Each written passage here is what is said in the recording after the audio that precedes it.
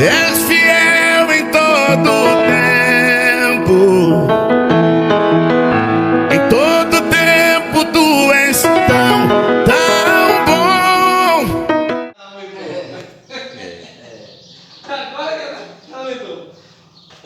O morador que vem morar dentro de você, ele não vem apenas ser um morador.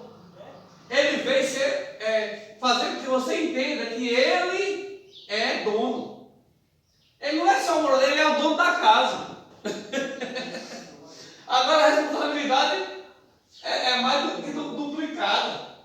Por isso que eu não posso fazer com o meu corpo o que eu quero.